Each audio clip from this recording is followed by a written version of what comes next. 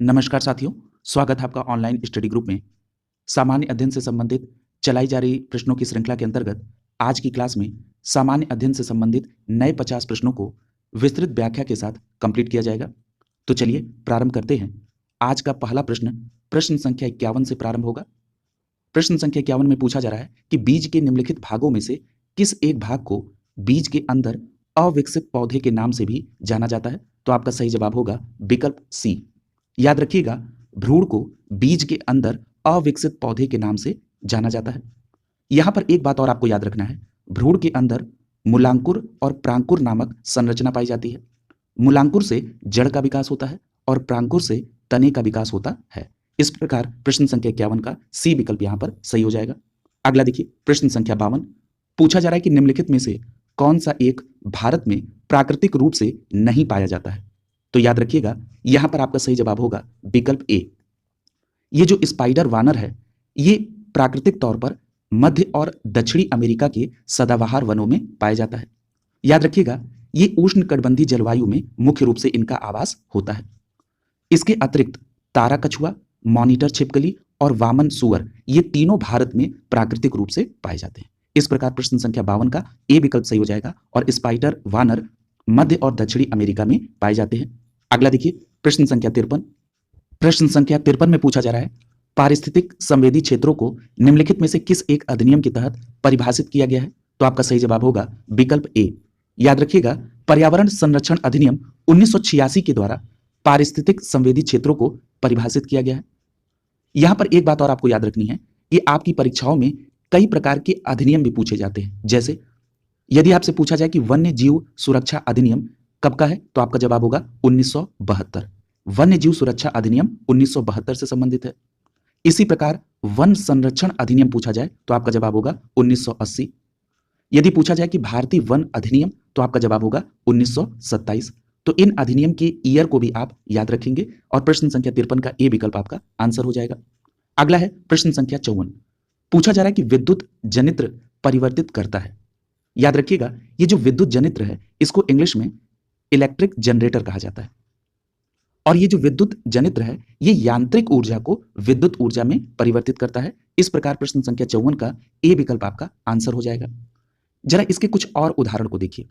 अभी आपने विद्युत जनित्र को देखा, इसके अलावा डायनेमो, इसके अलावा टरबाइन को चलाना, ये सभी किसके उदाहरण हैं? यांत्रिक ऊर्जा को विद्युत ऊर्जा में परिवर्तित करने के। यानी अगर पूछा जाए कि यांत्रिक ऊर्जा विद्युत ऊर्जा में परिवर्तित किस किस माध्यम से होती है, तो आपका जवाब होगा विद्युत जनित्र अर्थात इलेक्ट्रिक जनरेटर के द्वारा, डायनेमो के द्वारा, टरबाइन को चलाकर। ठीक है।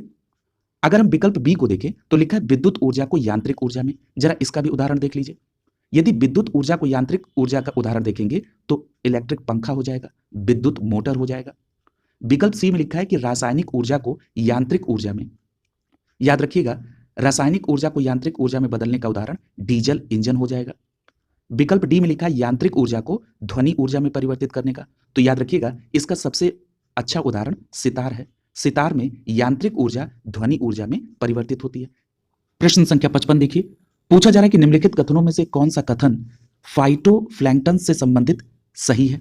तो याद रखिएगा, यहां पर आपको जो दो कथन दिए गए हैं, इनको आपको फाइटोप्लैंक्टन के संदर्भ में देखना है। पहले कथन में कहा जा रहा है कि समुद्री खाद्य श्रृंखला में ये मुख्य प्राथमिक उत्पादक होते हैं। तो ये कथन बिल्कुल सही है कि जो फाइटोप्लैंक्टन्स होते हैं, ये समुद्री खाद्य श्रृंखला में मुख्य प्राथमिक उत्पादक होते हैं। दूसरे कथन में कहा जा रहा है कि पृथ्वी के वायुमंडल में उपस्थित ऑक्सीजन की जो अधिकतर मात्रा है, उसके लिए ये उत्तरदायी होते हैं। ये भी कथन आपका सही है। याद रखिएगा, फाइटोप्लैंक्टन्स पृथ्वी के वायुमंडल में उपस्थित ऑक्सीजन की अधिकतर मात्रा के लिए उत्तरदायी होते हैं और ये प्रकाश संश्लेषण की प्रक्रिया से ऊर्जा प्राप्त करते हैं। इस प्रकार प्रश्न संख्या 55 का सही जवाब होगा विकल्प सी। क्लियर है? पहला और दूसरा स्टेटमेंट दोनों सही है। अगला देखिए, प्रश्न संख्या 56। पूछा जा रहा है कि निम्नलिखित में से कौन से ग्रह अंतर्ग्रह की श्रेणी में आते हैं? तो ये काफी पॉपुलर प्रश्न है। आपका सही जवाब होगा बुध और शुक्र, ये दोनों ग्रह यहां पर अंतर्ग्रह की श्रेणी में आएंगे। इस प्रकार यहां पर प्रश्न संख्या 56 का ए विकल्प आपका सही हो जाएगा। यहां पर अगर इन ग्रहों की विशेषता को देखें तो आप सभी को पता है कि बुध सौरमंडल का सबसे छोटा ग्रह होता है। साथ ही साथ सूर्य के सबसे नजदीक ग्रह भी बुध है। यदि हम बात करें शुक्र ग्रह की, तो शुक्र ग्रह सौरमंडल का सबसे चमकीला ग्रह है। इसे पृथ्वी के सबसे नजदीक रखा गया है, यानी पृथ्वी के सबसे नजदीक ग्रह कौन सा है? शुक्र ग्रह है। इसके अलावा शुक्र को गर्म ग्रह भी कहा जाता है, अर्थात ये सबसे गर्म ग्रह है। शुक्र ग्रह को पृथ्वी की बहन के नाम से भी जाना जाता है। यहां पर एक बात और याद रखिएगा, ये जो दोनों ग्रह हैं बुध और शुक्र, ये सूर्य और पृथ्वी के मध्य स्थित होते हैं। इस प्रकार आपने इस प्रश्न को होलिस्टिक अप्रोच में देखा और यहां पर ए विकल्प आपका आंसर हो जाएगा। प्रश्न संख्या 57 देखिए, पूछा जा रहा है कि निम्नलिखित में से कौन सा एक भारत के उत्तराखंड राज्य को हिमालय से जोड़ने वाला प्रमुख दर्रा है? तो यहां पर आपका सही जवाब क्या होगा? विकल्प ए, जो नीति दर्रा है, यह भारत के उत्तराखंड राज्य को हिमालय से जोड़ने वाला प्रमुख दर्रा है। यहां पर एक बात और स्पष्ट करते हैं कि जो विकल्प बी में माना दर्रा दिया गया है, यह भी उत्तराखंड का ही दर्रा है, जो कि जास्कर पर्वत श्रेणी के पूर्वी छोर तक फैला हुआ है।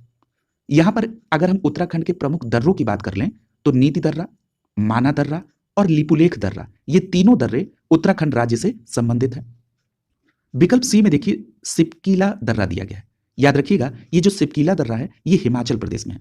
इसके अलावा हिमाचल प्रदेश में रोहतांग दर्रा है, बारालाचा दर्रा है, ये प्रमुख दर्रे हिमाचल प्रदेश से संबंधित हैं।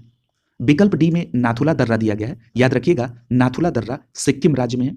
इसके अलावा सिक्किम राज्य का एक और प्रमुख दर्रा है जिसको जेलेपला के नाम से जानते हैं, अर्थात नाथुला दर्रा और जेलेपला दर्रा सिक्किम राज्य से संबंधित है। अगला देखिए प्रश्न संख्या 58। प्रश्न संख्या 58 कथन और कारण से संबंधित प्रश्न है। कथन में दिया गया कि भविष्य में ऊर्जा हेतु आशाप्रद स्रोत सौर ऊर्जा है। ये स्टेटमेंट बिल्कुल सही है, यानी अगर हम भविष्य में ऊर्जा का प्रमुख स्रोत देख रहे हैं तो वो कौन सी है? सौर ऊर्जा है। अगर आपको इसका उदाहरण देखना है तो भारत सरकार के द्वारा चलाए जा रहे कुछ इनिशिएटिव्स को आप देख सकते हैं, जैसे इंटरनेशनल सोलर अलायंस, साथ ही साथ वन सन वन ग्रिड। ये सभी बातें इस बात को प्रूव करती हैं कि भविष्य में ऊर्जा का जो सबसे प्रमुख आशाप्रद स्रोत है वो कौन सा है? सौर ऊर्जा। यानी यहां पर पहला कथन सही हो गया।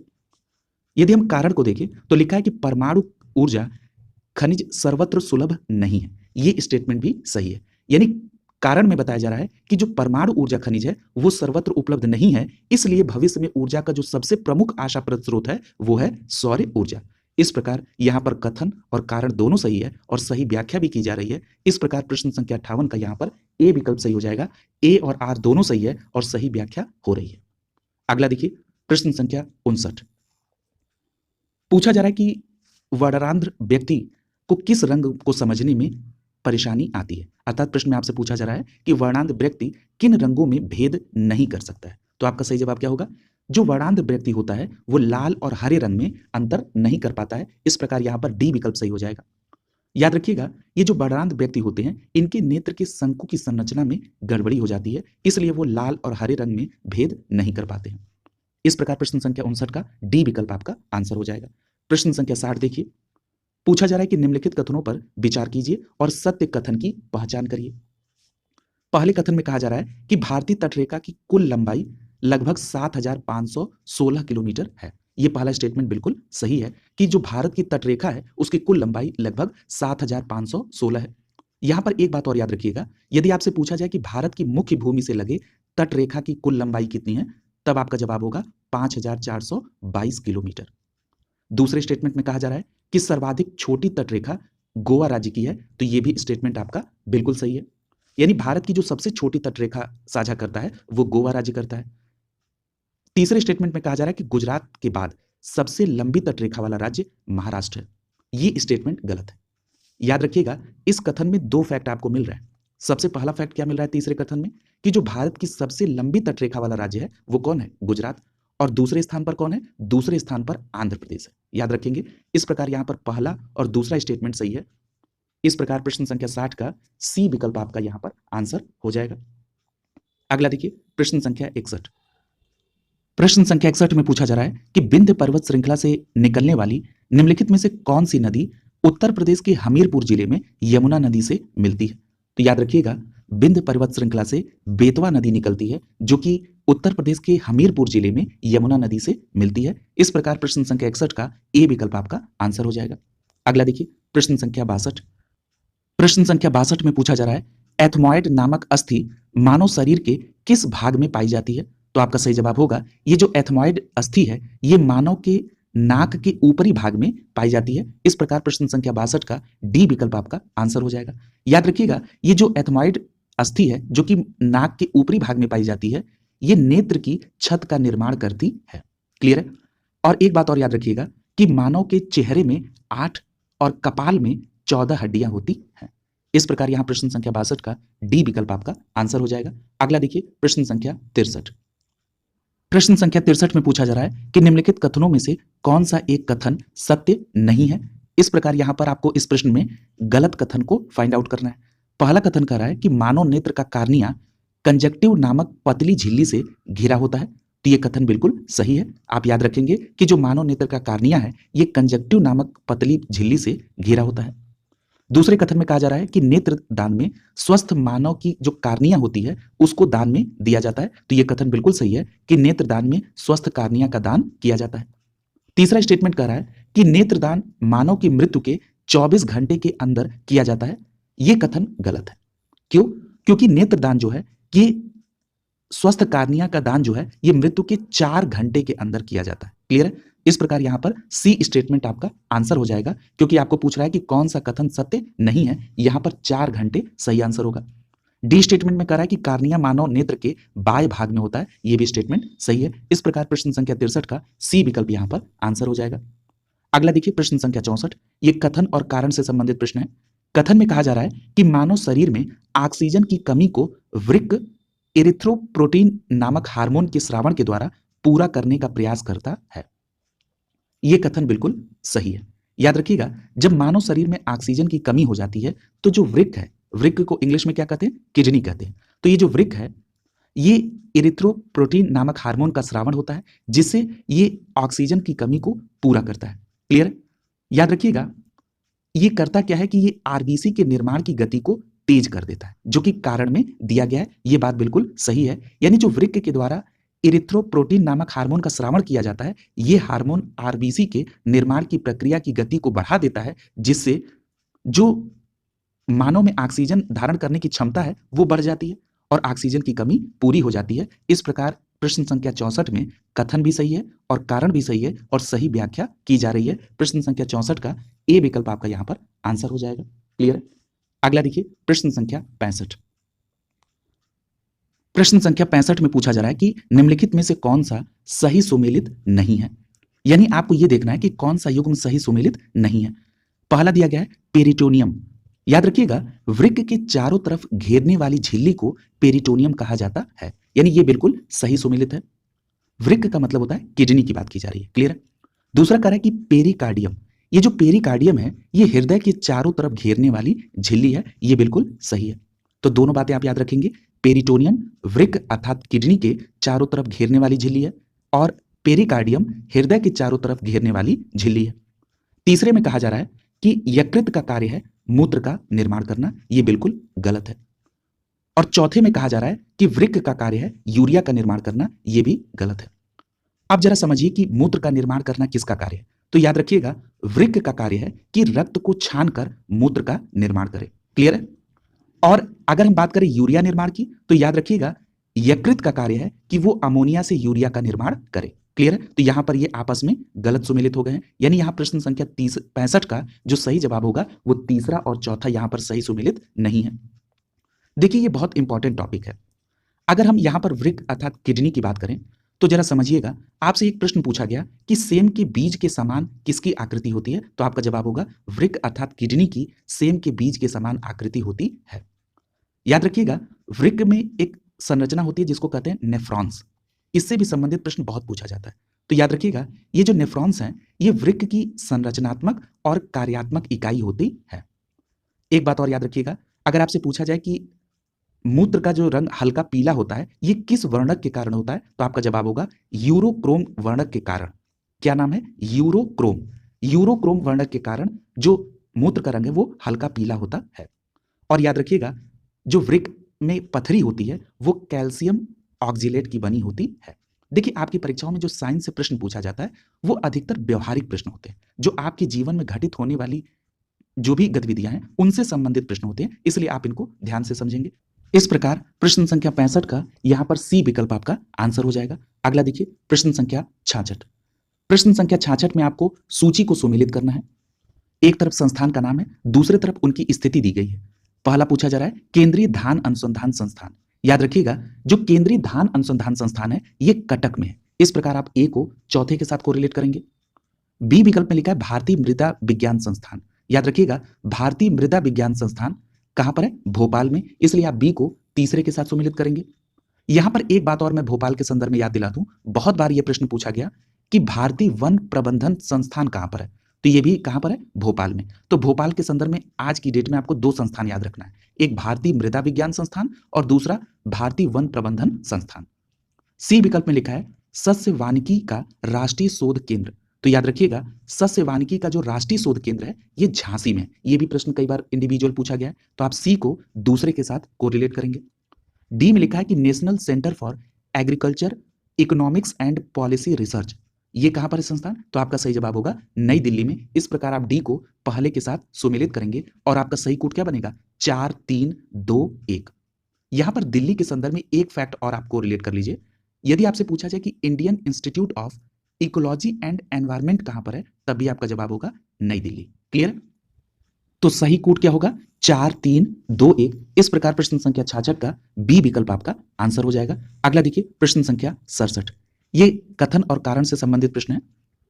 कथन में कहा जा रहा है कि हृदय सूल को हृदय घात का पूर्वगामी कहते हैं। यहां सबसे पहले यह समझने की आवश्यकता है कि हृदय सूल क्या होता है। तो याद रखिएगा जो हृदय सूल है इसको इंग्लिश में एंजाइना पेक्टोरिस कहा जाता है। क्लियर है? Angina pectoris. और ये जो एंजाइना पेक्टोरिस है अर्थात हृदय सूल है, ये हृदय घात का पूर्वगामी होता है। यहां कथन बिल्कुल सही है। और कारण में कहा जा रहा है कि दोनों में समान प्रकार का दर्द रोगी को महसूस होता है। तो ये कारण भी इंडिविजुअल कैपेसिटी में ये स्टेटमेंट बिल्कुल सही है, लेकिन आप देख रहे हैं कि ये कथन की सही व्याख्या नहीं कर रहा है। क्लियर है? अब यहां पर जरा समझिए कि हृदय सूल और हृदय घात में क्या अंतर है। याद रखिएगा हृदय सूल और हृदय घात ये दोनों बाधाएं कोरोनरी धमनी में बाधा उत्पन्न होने से होती हैं। और ये जो हृदय सूल है ये कम बाधा होने पर होता है, और जो बाधा बढ़ जाती है उसी को आप कहते हैं हृदय घात। हृदय घात का इंग्लिश होता है हार्ट अटैक। क्लियर है? यानी हार्ट अटैक आने से पहले की जो अवस्था होती है उसी को हृदय सूल कहा जाता है अर्थात एंजाइना पेक्टोरिस। क्लियर? यहां पर एक बात और याद रखिएगा कि शरीर में जो हृदय से शरीर के विभिन्न अंगों की ओर रक्त ले जाने वाली जो रक्त वाहिनियां होती हैं इन्हीं को धमनी कहा जाता है। क्लियर है? और ये जो हृदय सूल और हृदय घात है ये किस धमनी में बाधा आने से होती है? तो आपको याद रखना है कोरोनरी धमनी में। क्लियर है? इस प्रकार प्रश्न संख्या 67 में आपका बी विकल्प सही हो जाएगा। ए और बी आर दोनों सही है लेकिन सही व्याख्या नहीं है। अगला देखिए प्रश्न संख्या 68। प्रश्न संख्या 68 में आपको सूची को सुमेलित करना है। विकल्प ए में लिखा है कैरोटिड धमनी। याद रखिएगा कैरोटिड धमनी का जो संबंध है वो मस्तिष्क से होगा, इसलिए आप ए को तीसरे के साथ सुमेलित करेंगे। यदि हम कोरोनरी धमनी की बात करें तो इसका संबंध हृदय से होगा। अभी इस पर चर्चा हुई है कि कोरोनरी धमनी में ही बाधा उत्पन्न होने से हृदय सूल और हृदय घात जैसी समस्या होती है, इसलिए आप बी को एक के साथ सुमेलित करेंगे। यदि हम बात करें मेसेंट्रिक धमनी की तो मेसेंट्रिक धमनी का संबंध आहार नाल से होगा, इसलिए आप सी को दूसरे के साथ सुमेलित करेंगे। और जो रीनल धमनी है इसका संबंध वृक्क से होगा, इसलिए आप डी को चौथे के साथ सुमेलित करेंगे। और जो सही कूट बनेगा वो 3 1 2 4 का बनेगा। इस प्रकार प्रश्न संख्या 68 का सही जवाब होगा विकल्प डी। धमनी के संदर्भ में अभी हमने आपको बताया है कि धमनियां शरीर के विभिन्न अंगों को शुद्ध रक्त की आपूर्ति करती हैं। अगला देखिए प्रश्न संख्या 69। पूछा जा रहा है कि स्फिंक्टर नामक जो कपाट मानव शरीर में निम्नलिखित में से कहां पाया जाता है। बहुत अच्छा प्रश्न है। याद रखिएगा ये जो स्फिंक्टर नामक कपाट है ये ग्रास नली और अमाशय के बीच पाया जाता है। इस प्रकार प्रश्न संख्या 69 का ए विकल्प आपका आंसर हो जाएगा। यदि आप विकल्प बी को देखिए, पूछा जा रहा है कि अमाशय और छोटी आंत के बीच, तो याद रखिएगा एक कपाट है जिसका नाम है पाइलोरिक कपाट। ये जो पाइलोरिक कपाट है ये अमाशय और छोटी आंत के बीच पाया जाता है। यदि हम बात करें छोटी आंत और बड़ी आंत के बीच, तो याद रखिएगा इलियोसिकल कपाट। क्या नाम है? इलियोसिकल कपाट। ये छोटी आंत और बड़ी आंत के बीच में पाया जाता है। इस प्रकार से आप इस तथ्य को भी कोरिलेट करके याद रखेंगे और प्रश्न संख्या 69 का ए विकल्प आपका सही हो जाएगा। अगला देखिए प्रश्न संख्या 70। पूछा जा रहा है कि निम्नलिखित में से किसे मानव शरीर में ऊर्जा उत्पादक की श्रेणी में रखा जाता है। तो आपका सही जवाब होगा विकल्प बी। याद रखिएगा कार्बोहाइड्रेट से मानव शरीर में ऊर्जा प्राप्त होती है। और एक बात और याद रखिएगा, यदि 1 ग्राम ग्लूकोज की बात करें तो इसके पूर्ण ऑक्सीकरण से 4.2 कैलोरी ऊर्जा प्राप्त होती है। ये फैक्ट भी आप याद रखेंगे। एक बात और आप याद रखना है कि जो कार्बोहाइड्रेट है ये कार्बन, हाइड्रोजन और ऑक्सीजन से निर्मित होता है। कई बार आपसे इसका रेशियो पूछ लिया जाता है, तो याद रखिएगा कार्बोहाइड्रेट में जो कार्बन, हाइड्रोजन और ऑक्सीजन का रेशियो होता है वो 1 संबंधी 2 संबंधी 1 का होता है। क्लियर? यदि हम अन्य विकल्प को देखें तो जरा विकल्प ए में विटामिन को देखिए। सबसे पहले पूछा जाता है कि विटामिन का आविष्कार किसने किया, तो आपका जवाब होगा फंक महोदय ने विटामिन का आविष्कार किया था। और याद रखिएगा विटामिन से कोई कैलोरी प्राप्त नहीं होती है, ये शरीर के उपापचय में जो रासायनिक प्रक्रियाएं होती हैं उनके लिए आवश्यक होता है। उपापचय का अर्थ होता है मेटाबॉलिज्म। क्लियर है? यानी शरीर के मेटाबॉलिज्म में जो रासायनिक प्रक्रियाएं होती हैं उनके लिए विटामिन आवश्यक होते हैं। यदि हम विकल्प सी में प्रोटीन की बात करें तो ये एक जटिल कार्बनिक यौगिक है जो कि 20 एमिनो अम्ल के मिलने से बनता है। क्लियर है? और याद रखिएगा प्रोटीन की कमी से बच्चों में एक रोग होता है जो आपसे कई बार पूछा गया है, उसको कहते हैं क्वाशियोरकर। यानी बच्चों में प्रोटीन की कमी से क्वाशियोरकर और मेरेस्मस नामक रोग होता है। ये फैक्ट भी आप याद रखेंगे। अगला देखिए प्रश्न संख्या 71। प्रश्न संख्या 71 में पूछा जा रहा है कि निम्नलिखित में से कौन सी एक अक्रिय गैस वायुमंडल में नहीं पाई जाती है। तो याद रखिएगा यहां पर आपका सही जवाब होगा विकल्प डी। ये जो रेडॉन अक्रिय गैस है ये वायुमंडल में नहीं पाई जाती है। यहां पर रेडॉन गैस के बारे में एक फैक्ट आपको और याद रखना है, कैंसर के रेडियो एक्टिव उपचार के लिए रेडॉन गैस का प्रयोग किया जाता है। जरा अन्य विकल्पों को देखिए। विकल्प ए में नियॉन लिखा हुआ है। याद रखिएगा नियॉन को नूतन गैस भी कहते हैं। साथ ही साथ वायुयान चालकों को संकेत भेजने के लिए जो प्रकाश बल्ब का प्रयोग किया जाता है उस प्रकाश बल्ब में नियॉन गैस प्रयोग होती है। क्लियर है? यदि हम विकल्प बी में आर्गन गैस दिया गया है तो याद रखिएगा ये विद्युत बल्बों में भरी जाती है। क्लियर है? तो इस प्रकार आपने इन सभी विकल्पों को भी कवर कर लिया। प्रश्न संख्या 72 देखिए। पूछा जा रहा है कि निम्नलिखित पर विचार कीजिए और उपरोक्त नदियों में से कौन सी पूर्ववर्ती नदियां हैं। तो याद रखिए सबसे पहली बात की पूर्ववर्ती नदी क्या होती है। तो जो पूर्ववर्ती नदियां हैं वो अपने प्रवाह मार्ग के स्थानीय उत्थान को काटते हुए पूर्ववर्ती मार्ग का ही अनुसरण करती हैं। क्लियर है? यानी उनके अगर मार्ग में कोई उत्थान आया तो उसको काट कर ही आगे बढ़ेंगी, लेकिन वो अपने पूर्व मार्ग का ही अनुसरण करती हैं। यदि हम इसका उदाहरण देखें तो सिंधु नदी, सतलज नदी, गंगा नदी, ब्रह्मपुत्र नदी, ये सभी नदियां किसका उदाहरण है? पूर्ववर्ती नदी का उदाहरण है। तो विकल्प में आपका कौन कौन सा नदी हो जाएगा? तो यहां पर आप देख रहे हैं सिंधु नदी, सतलज नदी और ब्रह्मपुत्र नदी, यानी 1, 2 और 3, यानी यहां पर बी विकल्प आपका सही हो जाएगा। और सिंधु, सतलज और ब्रह्मपुत्र के अलावा आपको गंगा नदी को भी याद रखना है। गंगा नदी भी पूर्ववर्ती नदी का उदाहरण है। यदि हम अन्य नदी को देखें जैसे स्वर्णरेखा नदी, सोन नदी, इसके अलावा चंबल नदी, बनास नदी, ये सभी नदियां किसका उदाहरण है? तो याद रखिएगा ये अध्यारोपित नदियों का उदाहरण है, जिसको आप इंग्लिश में सुपर इम्पोज्ड रिवर कहते हैं। क्लियर है? तो ये बात भी आप यहां पर याद रखेंगे। प्रश्न संख्या 72 का बी विकल्प आपका आंसर हो जाएगा। प्रश्न संख्या 73 देखिए। पूछा जा रहा है कि जो उपरोक्त कथन दिए गए हैं उनको स्थानीय पवन के संदर्भ में देखिए कि ये किस पवन की चर्चा हो रही है। पहला दिया गया है आल्पस पर्वत के उत्तरी ढाल के सहारे उतरने वाली एक गर्म और शुष्क पवन है और इसका सर्वाधिक प्रभाव स्विट्जरलैंड में होता है। तो याद रखिएगा यहां पर किस पवन की बात हो रही है? तो यहां पर जो पवन की बात हो रही है वो है फॉन पवन। ठीक है? यानी यहां पर आपका विकल्प डी सही हो जाएगा। ये जो फॉन पवन है ये आल्पस पर्वत के उत्तरी ढाल के सहारे उतरने वाली गर्म और शुष्क पवन है और इसका सर्वाधिक प्रभाव जो है वो स्विट्जरलैंड में होता है। क्लियर? यानी यहां पर डी विकल्प सही होगा। अगर हम विकल्प में दिए गए अन्य पवन को भी देखें तो विकल्प ए में देखिए चिनूक लिखा हुआ है। चिनूक जो है ये रॉकी पर्वत की पूर्वी ढाल के सहारे बहने वाली गर्म और शुष्क हवा होती है। क्लियर? यदि हम बात करें ब्लैक रोलर की तो याद रखिएगा ब्लैक रोलर ये उत्तरी अमेरिका के विशाल मैदान में बहने वाली गर्म और धूल भरी शुष्क हवा होती है। क्लियर? तो इस प्रकार से अन्य विकल्प को भी आप याद रखेंगे और प्रश्न संख्या 73 का डी विकल्प सही हो जाएगा। फॉन जो स्थानीय पवन है ये आल्पस पर्वत के उत्तरी ढाल के सहारे बहने वाली गर्म और शुष्क पवन है जिसका सर्वाधिक प्रभाव स्विट्जरलैंड में होता है। अगला देखिए प्रश्न संख्या 74। पूछा जा रहा है कि निम्नलिखित में से कौन सा एक सही सुमेलित है। पहला दिया गया है लिथोफाइट। याद रखिएगा ये जो लिथोफाइट है ये कठोर चट्टानों पर उगने वाली वनस्पतियां हैं। ये बिल्कुल सही है, यानी पहला बिल्कुल सही सुमेलित है। दूसरा देखिए लिखा है हेलोफाइट। हेलोफाइट के बारे में लिखा जा रहा है कि जल की ऊपरी सतह पर उगने वाली वनस्पति है। ये गलत है, यानी अगर जैसे ही बी गलत हुआ इसका मतलब कि यहां पर ए विकल्प आपका आंसर हो जाएगा। प्रश्न संख्या 74 का ए विकल्प सही हो जाएगा। देखिए हेलोफाइट के बारे में अगर बात करें तो नमकीन मिट्टी की जो वनस्पतियां हैं उनको हेलोफाइट कहा जाता है। क्लियर? और जो जल की ऊपरी सतह पर उगने वाली वनस्पति हैं उनको क्या कहते हैं? तो उनको हाइड्रोफाइट कहा जाता है। याद रखेंगे, जल की ऊपरी सतह पर उगने वाली वनस्पति को हाइड्रोफाइट कहते हैं और हैलोफाइट, नमकीन मिट्टी की जो वनस्पतियां हैं उनको हैलोफाइट कहा जाता है। यदि विकल्प सी को देखिए, लिखा है पाइरोफाइट। याद रखिएगा, पाइरोफाइट का मतलब है कि अग्नि प्रतिरोधी वनस्पतियों को पाइरोफाइट कहा जाता है। क्लियर है? इस प्रकार आपने सभी विकल्प को देख लिया और यहां पर प्रश्न संख्या 74 का ए विकल्प आपका आंसर हो जाएगा। अगला देखिए, प्रश्न संख्या 75। प्रश्न संख्या 75 में आपको सही युग्म की पहचान करना है। विकल्प ए में लिखा हुआ है कि सू नहर। याद रखिएगा, ये जो सू नहर है ये यूएसए में है और ये नहर सुपीरियर झील और ह्यूरन झील के को आपस में जोड़ती है, तो ये आपका बिल्कुल सही सुमेलित है।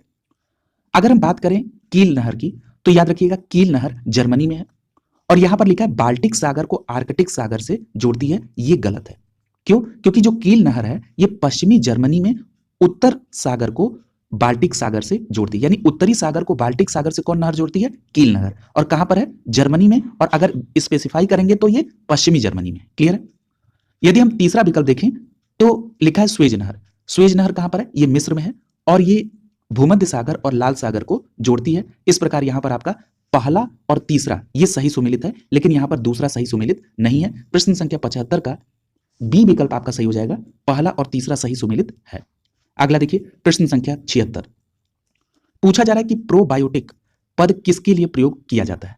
देखिए, ये काफी चर्चा में रहा है। ये जो प्रोबायोटिक होता है, याद रखिएगा, प्रोबायोटिक एक सजीव सूक्ष्म जीव खाद्य संपूरक है, यानी यहां पर आपका डी विकल्प सही हो जाएगा। ये जो प्रोबायोटिक है सजीव सूक्ष्मजीवी खाद्य संपूरक है। जरा इसको समझिए। याद रखिएगा, ये जो प्रोबायोटिक है वो प्राकृतिक तौर पर हमारी आंतों में पाया जाता है और ये शरीर में हानिकारक बैक्टीरिया को बढ़ने से रोकता है। क्लियर है?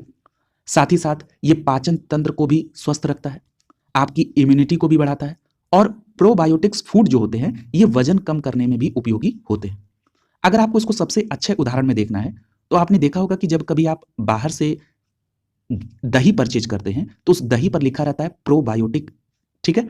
इसका मतलब क्या है कि वो दही जो है वो प्रोबायोटिक फूड के अंतर्गत है। क्लियर है? यानी उसमें जो गुड बैक्टीरिया है वो उसमें सम्मिलित है। क्लियर है? इस प्रकार यहां पर प्रश्न संख्या 76 का डी विकल्प सही हो जाएगा। क्लियर है? अगला देखिए, प्रश्न संख्या 77। पूछा जा रहा है कि निम्नलिखित जनजातियों में से कौन सी एक पामीर पठार के क्षेत्र में निवास करती है। तो याद रखिएगा, यहां पर आपका सही जवाब होगा विकल्प ए। जो खिरगिज जनजाति है ये पामीर पठार के क्षेत्र में निवास करती है। याद रखिएगा, खिरगिज जनजातियां मध्य एशिया के किर्गिस्तान क्षेत्र में पामीर पठार और तियानसान पर्वतीय क्षेत्र में पाई जाती है। ठीक है? तो याद रखेंगे, जो खिरगिज जनजाति है पामीर पठार और तियानसान पर्वत क्षेत्र में पाई जाती है और ये किस क्षेत्र के अंतर्गत आती है? तो मध्य एशिया के किर्गिस्तान क्षेत्र में। जरा अन्य जनजातियों को भी देखिए। विकल्प बी में लिखा है बोअर जनजाति। याद रखिएगा, ये जो बोअर जनजाति है ये दक्षिणी अफ्रीका के ऑरेंज फ्री स्टेट में निवास करती है। क्लियर है? अगर हम बात करें विकल्प सी की तो यूकागीर जनजाति है। ये जो यूकागीर जनजाति है ये उत्तर पूर्वी साइबेरिया में निवास करती है। यदि हम विकल्प डी के माओरी जनजाति की बात करें तो माओरी जनजाति न्यूजीलैंड में पाई जाती है। इन सभी जनजातियों को आप याद रखेंगे, जनजाति से संबंधित एक प्रश्न निश्चित तौर पर आता है। अगला है प्रश्न संख्या 78। कथन और कारण से संबंधित प्रश्न है। कथन में कहा जा रहा है कि पाकिस्तान में वर्षा का अभाव होते हुए भी ये एक कृषि प्रधान देश है। ये स्टेटमेंट बिल्कुल सही है। अब कारण क्या है? कारण में लिखा हुआ यहां नहरों का जाल बिछा हुआ है और यह कारण भी बिल्कुल सही है। आप सभी ने पढ़ा है कि पाकिस्तान में सिंधु और उनकी सहायक नदियां हैं, इनसे अत्यधिक मात्रा में नहरें निकाली गई हैं। ठीक है? और इन नहरों के माध्यम से जो जल का पहुंच है उसको आसान बनाया गया, इसलिए पाकिस्तान में वर्षा का अभाव होते हुए भी वो कृषि प्रधान देश है। क्लियर? इसीलिए आपने ये भी पढ़ा होगा कि पाकिस्तान को नहरों का देश भी कहा जाता है। क्लियर? यानी प्रश्न संख्या 78 में कथन और कारण दोनों सही है और सही व्याख्या भी हो रही है, इसलिए यहां पर ए विकल्प आपका आंसर हो जाएगा। अगला प्रश्न देखिए, प्रश्न संख्या 79। पूछा जा रहा है कि अफ्रीका महाद्वीप के निम्नलिखित देशों में से कौन से क्षेत्र हार्न ऑफ अफ्रीका के अंतर्गत सम्मिलित हैं। ये बहुत इंपॉर्टेंट प्रश्न है और इस प्रकार के प्रश्न कई बार पूछे जा चुके हैं। जरा देखिए कि इसमें कौन कौन आता है। ये जो हार्न ऑफ अफ्रीका है ये पूर्वोत्तर अफ्रीका का एक प्रायद्वीप है। क्लियर है? याद रखिएगा, हार्न ऑफ अफ्रीका के अंतर्गत इथियोपिया, सोमालिया, जिबूती, इरिट्रिया ये सभी आते हैं। ठीक है? तो यहां पर कौन कौन सा आ रहा है आपका? तो यहां पर आप देखिए जिबूती सम्मिलित है, साथ ही साथ सोमालिया सम्मिलित है, इथियोपिया सम्मिलित है, ठीक है। और यहां पर विकल्प में इरिट्रिया नहीं दिया है, यहां पर आप इन तीनों को ले लेंगे, ठीक है।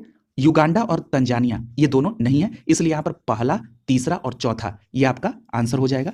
इस प्रकार यहां पर प्रश्न संख्या 79 का डी विकल्प आपका सही हो जाएगा। हॉर्न ऑफ अफ्रीका में यहां पर विकल्प में से जिबूती, सोमालिया और इथियोपिया शामिल है। क्लियर है? और ये कहां पर है? तो ये पूर्वोत्तर अफ्रीका का एक प्रायद्वीप है। क्लियर है? और एक बात और आपको यहां पर याद रखना है कि अफ्रीका महाद्वीप के पशुपालन का ये प्रमुख क्षेत्र भी है। क्लियर है? अगला देखिए प्रश्न संख्या 80। प्रश्न संख्या 80 में पूछा जा रहा है कि निम्नलिखित में से कौन सा एक मेलानेशिया द्वीप समूह का भाग नहीं है। यहां पर एक बात बिल्कुल स्पष्ट याद आपको रखना है कि ये जो मेलानेशिया द्वीप समूह है, ये प्रशांत महासागर के सबसे पश्चिम के द्वीप समूह और द्वीपों को कहा जाता है मेलानेशिया द्वीप समूह। पहली बात तो ये आपको याद रखनी है। दूसरी बात, अब ये प्रश्न उठता है कि मेलानेशिया द्वीप समूह में कौन से द्वीप आते हैं। तो यहां पर विकल्प ए में जो वानुआतू द्वीप है, ये मेलानेशिया द्वीप समूह में आता है। कैलिडोनिया भी आता है, फिजी भी आता है, जबकि टोंगा जो है ये मेलानेशिया द्वीप समूह का भाग नहीं है। इसलिए प्रश्न संख्या 80 का डी विकल्प सही हो जाएगा। यदि हम मेलानेशिया द्वीप समूह में आने वाले कुछ और प्रमुख द्वीपों की बात करें तो इसमें इरियन द्वीप भी शामिल है। इसके अलावा अभी आपने वानुआतू, कैलिडोनिया और फिजी का नाम भी पढ़ा है। यदि हम टोंगा की बात करें तो याद रखिएगा टोंगा जो है ये पॉलिनेशिया द्वीप समूह का भाग है। किसका है? पोलिनोसिया, या आप इसको पॉलिनेशिया के नाम से भी जानते हैं। तो ये पॉलिनेशिया द्वीप समूह का हिस्सा है टोंगा। अगर हम इसके अतिरिक्त द्वीप की बात करें तो तुवालू द्वीप भी पोलिनेशिया द्वीप समूह के अंतर्गत आता है। ताहिती द्वीप भी पूछा जाता है। तो याद रखिएगा टोंगा, तुवालू और ताहिती ये तीनों द्वीप जो हैं वो पोलिनेशिया द्वीप समूह के अंतर्गत आते हैं। क्लियर है? और मेलानेशिया के अंतर्गत वानुआतू, फिजी और कैलिडोनिया, इरियन ये सभी आते हैं। डी विकल्प यहां पर सही हो जाएगा। प्रश्न संख्या 81 देखिए। प्रश्न संख्या 81 में पूछा जा रहा है कि निम्नलिखित देशों में से किन देशों से होकर भूमध्य रेखा गुजरती है। याद रखिएगा ये जो भूमध्य रेखा है इसको 0 अंश अक्षांश रेखा भी कहते हैं। इसको विषुवत रेखा के नाम से भी जाना जाता है।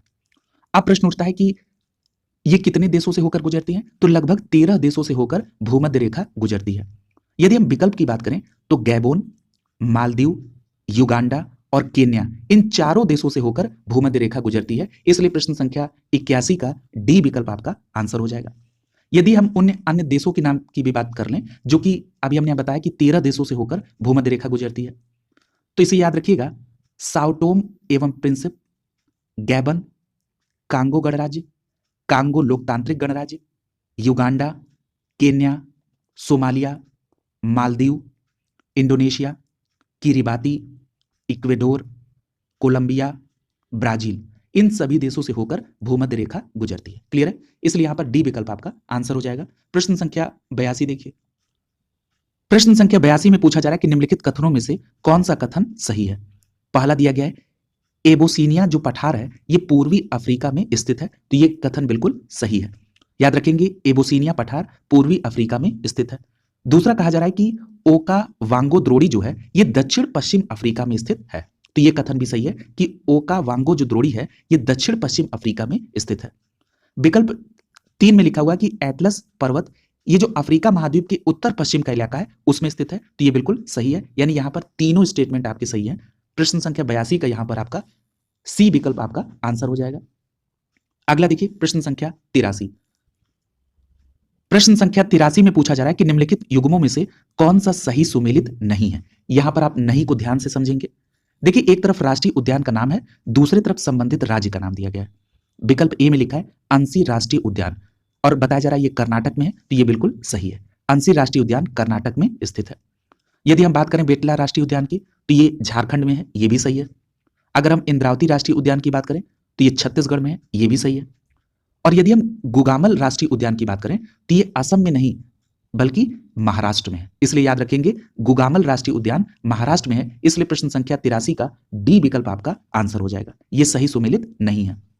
जरा आप महाराष्ट्र के कुछ और राष्ट्रीय उद्यान को देख लीजिए। जैसे गुगामल राष्ट्रीय उद्यान अभी आपने देखा, नवेगांव राष्ट्रीय उद्यान ये भी महाराष्ट्र में है, संजय गांधी राष्ट्रीय उद्यान महाराष्ट्र में है, तडोबा राष्ट्रीय उद्यान महाराष्ट्र में है। जरा कर्नाटक के भी कुछ अन्य राष्ट्रीय उद्यान की बात कर ली जाए तो कर्नाटक में अभी आपने देखा कि अंसी राष्ट्रीय उद्यान है। इसके अलावा कुंद्रेमुख राष्ट्रीय उद्यान भी कहां पर है? कर्नाटक में। बांदीपुर राष्ट्रीय उद्यान भी कर्नाटक में है। बन्नेर घट्टा राष्ट्रीय उद्यान, ये कई बार पूछा गया है, याद रखिएगा बन्नेर घट्टा राष्ट्रीय उद्यान भी कर्नाटक में है। नगरहोल राष्ट्रीय उद्यान, जिसको राजीव गांधी राष्ट्रीय उद्यान के नाम से भी जानते हैं, ये भी कहां पर है? कर्नाटक में। जरा बात कर ली जाए छत्तीसगढ़ के प्रमुख राष्ट्रीय उद्यान की, तो इसमें कांगेर घाटी राष्ट्रीय उद्यान, ये भी आपसे कई बार पूछा गया है। इन राष्ट्रीय उद्यानों को एक जगह आप नोट डाउन कर लेंगे। कांगेर घाटी राष्ट्रीय उद्यान छत्तीसगढ़ में है। गुरु घासीदास राष्ट्रीय उद्यान छत्तीसगढ़ में है, जिसको संजय गांधी राष्ट्रीय उद्यान के नाम से भी जाना जाता है। यदि हम असम राज्य के राष्ट्रीय उद्यान को कवर कर लें, तो डिब्रू सैखोवा राष्ट्रीय उद्यान, ये कहां पर है? असम में है। काजीरंगा नेशनल पार्क बहुत पॉपुलर है, असम में है। नामेरी राष्ट्रीय उद्यान, ये कहां पर है? असम में है। मानस राष्ट्रीय उद्यान, ये भी कई बार पूछा गया है, असम में है। तो इन सभी राष्ट्रीय उद्यानों को आप याद रखेंगे। अगला देखिए प्रश्न संख्या 84। प्रश्न संख्या 84 में पूछा जा रहा है कि यदि वायु का तापमान 1 डिग्री सेल्सियस बढ़ा दिया जाए तो ध्वनि की चाल में क्या परिवर्तन होगा? तो आपका सही जवाब क्या होगा? ध्वनि की जो चाल है वो 0.61 मीटर प्रति सेकंड बढ़ जाएगी, इसलिए प्रश्न संख्या 84 का ए विकल्प आपका आंसर हो जाएगा। यहां पर एक बात और याद रखिएगा, ये जो ध्वनि की चाल है ये सबसे अधिक कहां पर होती है? ठोस में होती है। ये भी प्रश्न आपसे पूछा जा चुका है। और सबसे कम चाल ध्वनि की कहां होती है? गैस में। क्लियर है? याद रखिएगा वायु में ध्वनि की चाल अगर पूछी जाए तो 332 मीटर प्रति सेकंड होती है। क्लियर है? और मूल प्रश्न में आपने क्या जाना कि यदि वायु का तापमान 1 डिग्री सेल्सियस बढ़ा दिया जाए तो ध्वनि की चाल 0.61 मीटर प्रति सेकंड बढ़ जाएगी। अगला देखिए प्रश्न संख्या 85। पूछा जा रहा है कि द्वितीय इंद्रधनुष में बाहर की तरफ कौन सा रंग दिखाई देता है? तो आपका सही जवाब क्या होगा? यहां पर आपका सही जवाब होगा विकल्प सी, बैगनी। याद रखिएगा इंद्रधनुष दो प्रकार के होते हैं, एक होते हैं प्राथमिक और दूसरे होते हैं द्वितीयक। जो प्राथमिक इंद्रधनुष होता है उसमें बाहर की तरफ लाल रंग दिखाई देता है, और जो द्वितीयक इंद्रधनुष होता है उसमें बाहर की तरफ बैगनी रंग दिखाई देता है। क्लियर है? अगला देखिए प्रश्न संख्या 86। मैंने आपसे कहा था कि साइंस से आपके व्यवहारिक प्रश्न ही उठाए जाते हैं। तो देखिए प्रश्न संख्या 86 में आपसे पूछा जा रहा है कि मच्छर भगाने वाले लिक्विडेटर में किस प्रकार का रसायन पदार्थ उपयोग में लाया जाता है? यानी जो मच्छर भगाने के लिए आप गुड नाइट या ऑल आउट वगैरह लगाते हैं, जो लिक्विडेटर लगाते हैं, उसमें कौन सा रासायनिक पदार्थ होता है? तो आपका सही जवाब क्या होगा? यहां पर आपका विकल्प डी सही हो जाएगा। प्रेलेथ्रिन जो है ये मच्छर भगाने के लिए लिक्विडेटर में प्रयोग किया जाता है। क्या नाम है? प्रेलेथ्रिन, यानी PRALLETHRIN। क्लियर? डी विकल्प यहां पर सही हो जाएगा। अगला देखिए प्रश्न संख्या 87। पूछा जा रहा है कि शराब पीने की पुष्टि करने वाले जो परीक्षण किट होते हैं इसमें किस रसायन का प्रयोग किया जाता है? तो याद रखिएगा जो आपने देखा होगा ट्रैफिक पुलिस के पास ये परीक्षण किट होती है, तो ये इसमें जो रसायन का प्रयोग होता है वो होता है पोटेशियम डाइक्रोमेट और सांद्र सल्फ्यूरिक अम्ल। यानी यहां पर पहला और तीसरा ये सही दिया गया है। यानी जो रासायनिक पदार्थ होता क्या है कि जब आप देखते होंगे कि उस परीक्षण किट में आपसे फूकने के लिए कहा जाता है, जब आप फूकते हैं और अगर उस किट से सिरकी जैसी गंध आने लगे तो ये इस बात की पुष्टि हो जाती है कि उस व्यक्ति ने शराब पी रखी है। और उसमें उस किट में किस रसायन का प्रयोग होता है? पोटेशियम डाइक्रोमेट और सांद्र सल्फ्यूरिक अम्ल। ठीक है? यानी प्रश्न संख्या 87 में पहला और तीसरा यानी ए विकल्प यहां पर आंसर हो जाएगा। अगला देखिए प्रश्न संख्या 88। पूछा जा रहा है कि निम्नलिखित में से कौन सा कथन असत्य है? असत्य कथन को आपको फाइंड आउट करना है। प्रश्न संख्या 88 का जो पहला कथन है उसमें दिया गया कि महान हिमालय को हिमाद्री पर्वत श्रेणी कहा जाता है। तो यह कथन तो बिल्कुल सही है। दूसरा कहा जा रहा है कि पीर पंजाल श्रेणी मध्य हिमालय में स्थित है। यह भी कथन आपका बिल्कुल सही है। यानी यहां पर पहला और दूसरा तो सही है, लेकिन हमसे पूछा जा रहा है कौन सा कथन असत्य है। तीसरा कहा गया कि करागंडा जो लौह खनिज उत्पादक क्षेत्र है ये यूक्रेन में स्थित है, और ये स्टेटमेंट गलत हो जाएगा। क्यों? क्योंकि जो करागांडा लौह अयस्क क्षेत्र है ये कजाकिस्तान में स्थित है, इसलिए यहां पर जो आपका सही जवाब होगा वो होगा क्या कि तीसरा स्टेटमेंट सही नहीं है। यानी यहां पर विकल्प आपका सी सही हो जाएगा, केवल तीसरा जो स्टेटमेंट है वो असत्य है। अगला देखिए प्रश्न संख्या 89। पूछा जा रहा है कि निम्नलिखित में से जो बंदरगाह है उसमें से कौन सा बंदरगाह सबसे दक्षिण में स्थित है? ठीक है, तो सबसे पहले आप सभी बंदरगाहों के राज्यों को देख लीजिए। अगर हम हल्दिया की बात करें तो ये पश्चिम बंगाल में है। मुर्मू गांव की बात करें तो ये गोवा में है। कांडला बंदरगाह की बात करें तो गुजरात में है। और पारादीप की बात करें तो ये उड़ीसा में है। तो यहां पर आपने देखा कि गोवा सबसे दक्षिण में है, इसलिए आपका यहां पर बी विकल्प सही हो जाएगा। सबसे दक्षिण में जो बंदरगाह है यहां इन विकल्पों में वो है मुर्मू गांव जो कि गोवा में है। बी विकल्प यहां पर सही हो जाएगा। प्रश्न संख्या 90 देखिए। प्रश्न संख्या 90 में पूछा जा रहा है कि निम्नलिखित युग्मों में से कौन सा सही सुमेलित नहीं है। यहां पर फिर मैं आपसे कह रहा हूं कि आप नहीं को ध्यान में रखेंगे। देखिए पहला दिया गया पुष्कर और लिखा है अरावली पहाड़ी, ये बिल्कुल सही सुमेलित है। अगर हम दूसरे की बात करें तो लिखा है ओंकारेश्वर मान्यधाता पहाड़ी, ये भी सही है। अगर हम बात करें श्रीशैलम की तो लिखा हुआ है सतमाला पहाड़ी, ये गलत है, ये सही सुमेलित नहीं है। आप सभी को पता है कि श्रीशैलम आंध्र प्रदेश में है और ये नल्ला माला पर्वत पहाड़ी पर है, ठीक है। इसलिए यहां पर आपका सी विकल्प सही हो जाएगा, केवल तीसरा स्टेटमेंट सही सुमेलित नहीं है। क्लियर? श्रीशैलम कहां पर है? आंध्र प्रदेश के कुरनूल में, और ये नल्ला माला पर्वत पहाड़ी पर स्थित है। क्लियर? यानी यहां पर सी विकल्प आपका सही हो जाएगा। अगला देखिए प्रश्न संख्या 91, पूछा जा रहा है कि अमलाई, राजमुंद्री और बल्लारपुर ये जो औद्योगिक स्थल है ये किस एक उद्योग के लिए प्रसिद्ध है? तो आपका सही जवाब क्या हो जाएगा? यहां पर आपका विकल्प ए सही हो जाएगा। ये जो अमलाई, राजमुंद्री और बल्लारपुर औद्योगिक क्षेत्र है ये कागज उद्योग के लिए प्रसिद्ध है। यहां पर ए विकल्प आपका आंसर हो जाएगा। अगला देखिए प्रश्न संख्या 92, एक तरफ आपको कोयला क्षेत्र का नाम दिया गया, दूसरी तरफ उसकी अवस्थिति दी गई है और पूछा जा रहा है कि कौन सा सही सुमेलित नहीं है। पहला दिया गया तालचर और लिखा है महानदी, ये बिल्कुल सही सुमेलित है। बी विकल्प में लिखा है सिंगरेनी, ये जो सिंगरेनी कोयला क्षेत्र है ये कहां पर है? तो याद रखिएगा ये गोदावरी नदी घाटी पर है सिंगरेनी। और क्या लिखा है? इसको लिख रहा है कि नर्मदा नदी घाटी, तो इसलिए ये सही सुमेलित नहीं है। आप सभी याद रखेंगे कि सिंगरेनी कोयला क्षेत्र गोदावरी नदी घाटी पर है। क्लियर? अगर हम बात करें विकल्प सी की तो कर्णपुरा भी दामोदर घाटी पर है, ठीक है। और सिंगरौली अगर पूछा जाए तो सिंगरौली सोन घाटी पर है, यह भी बिल्कुल सही है। क्लियर है?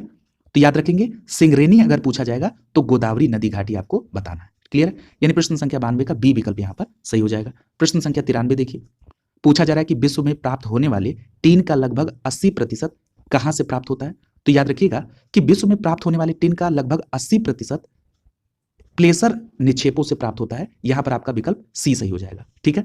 और याद रखिएगा ये जो अधिकतर प्लेसर निक्षेप हैं इनका विस्तार कहां पर है? तो इनका विस्तार दक्षिण पूर्व एशिया में है, ये बात भी आप याद रखेंगे।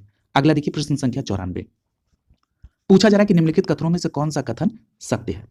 कथन एक में कहा जा रहा है कि एजीआर में केवल दूर संचार सेवाओं से उत्पन्न राजस्व को शामिल किया जाता है।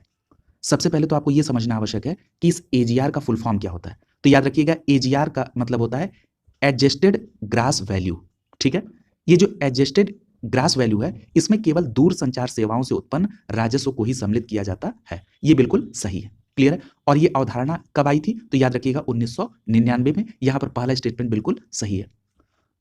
और अगर ये पूछा जाए कि जो वर्तमान में राष्ट्रीय आय है इसके मापन के लिए जो आधार वर्ष है वो क्या है? तो वो है 2011-12, ये भी स्टेटमेंट सही है। इसलिए प्रश्न संख्या 94 का यहां पर सी विकल्प आपका आंसर हो जाएगा। क्लियर है? अगला देखिए प्रश्न संख्या 95, प्रश्न संख्या 95 में पूछा जा रहा है कि निम्नलिखित में से किस एक की स्थापना सबसे बाद में हुई थी? देखिए यहां पर कुछ संस्थाओं के नाम दिए गए हैं, इनकी स्थापना से प्रश्न कई बार पूछे गए हैं और कई बार इंडिविजुअल एक संस्था के ऊपर भी प्रश्न आपसे पूछा जा चुका है। तो ये बहुत अच्छा प्रश्न है ताकि आप एक जगह ही इन सभी संस्थाओं को कवर कर सकते हैं। देखिए विकल्प ए में लिखा है भारतीय औद्योगिक वित्त निगम। ये जो भारतीय औद्योगिक वित्त निगम है इसका शॉर्ट फॉर्म होता है IFCI। अब IFCI का इंग्लिश में फुल फॉर्म क्या होता है? इसको कहते हैं industrial finance corporation of India. और इसकी स्थापना कब हुई थी? तो याद रखिएगा इसकी स्थापना 1948 में हुई थी। क्लियर है? यदि हम बात करें भारतीय औद्योगिक ऋण एवं निवेश निगम की तो इसका शॉर्ट फॉर्म क्या होता है? तो भारतीय औद्योगिक ऋण एवं निवेश निगम का शॉर्ट फॉर्म होता है ICICI, यानी industrial credit and investment corporation of India. और इसकी स्थापना कब हुई थी? तो याद रखिएगा इसकी स्थापना 1955 में हुई थी। क्लियर? सी विकल्प में लिखा राष्ट्रीय कृषि एवं ग्रामीण विकास बैंक।